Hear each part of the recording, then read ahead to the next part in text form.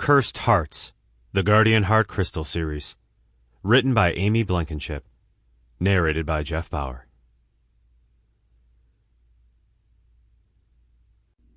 Chapter 1. Sacrifice. The Guardian brothers gathered around the remains of the maiden statue.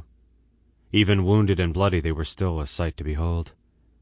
Their translucent wings spanned out behind them like the angels of legend, but the deadly weapons they just used to beat back the reign of demons told of their true nature. The Guardians were more dangerous and lethal than the demons could ever hope to be. They are the protectors of the Heart of Time, the time portal that is the link between the demon world and all the human ones. Time and space separate the worlds so no one can cross without the use of the sacred portal. The Guardians had never expected to turn their power against what they'd been born to protect.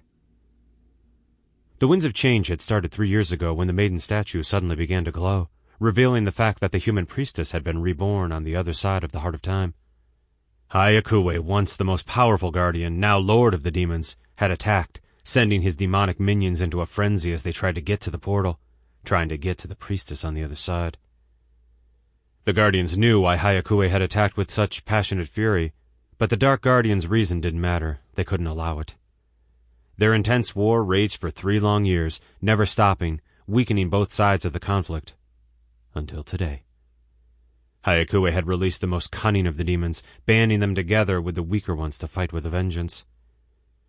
Sending the army of evil to overrun the Guardians in sheer number, Hyakuhei had spread his dark, shadowy wings, calling forth his ultimate power to destabilize the barrier and escape into the human realm. It had happened so fast that the Guardians didn't even know how many demons had slipped through the barrier with him, and the only way to stop more from following had been to destroy the Heart of Time. Now the Guardians were at a crossroads. Hyakuhei and the demons would be free to stalk the priestess within the human realm, because with the time portal destroyed, the Guardians couldn't reach her. "We shouldn't have done that," Toya growled, glaring at the pile of rubble from where he knelt on the ground. Loss of blood had sapped his energy, but not his anger. He'd sent all the power he could through the time portal an instant behind Hyakuhei.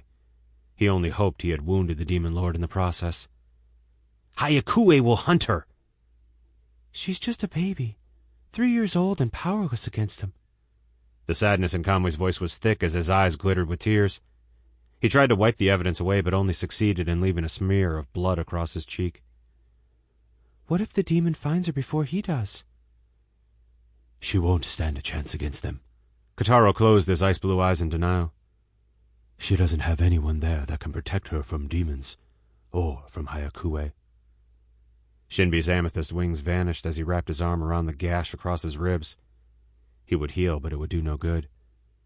"We may have stopped the rest of the demons from entering her world, but in truth, we've lost it all if he claims her." Caillou was the only one still standing at his full height, but only because he chose to ignore his own wounds in light of the dilemma they were now facing. "It is not over." His voice was devoid of the anguish that plagued his brothers. "What are you talking about?" Toya hissed as he stumbled to his feet. "The time portal's destroyed. We can't save her." His silver wings vanished in a flurry of feathers, making way for his anger. "There is a way, but the price is high," Caillou informed them. "There's no price too high." Kamwei spoke what the others were thinking. His hands were now fisted at his sides and his eyes determined. Caillou's long silver hair fluttered in the breeze as he turned his golden eyes to lock them with Kamwei's. "Would you die for her?" "If it would save her and her world," was Kamwei's instant reply as he took a step forward. "Then it would be but a small sacrifice." "Just tell us what we have to do," Toya demanded. "Our lives already belong to her. If it takes blood, then we will bleed."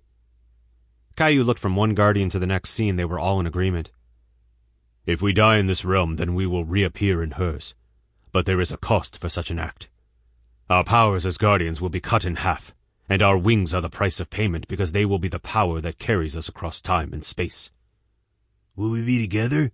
Shinbi had the forethought to ask. "We are brothers, and that will never change. We will not be reborn, but slip through the veil of time as we are.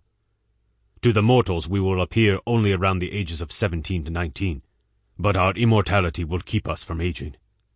The power of the descent will give us a life, as if we have always been there among them, near her. The priestess is innocent in the realm of humans. She will have no power until she comes of age." Shinbi tightened his grip on his staff as he looked out at the blood. Sample complete. Ready to continue?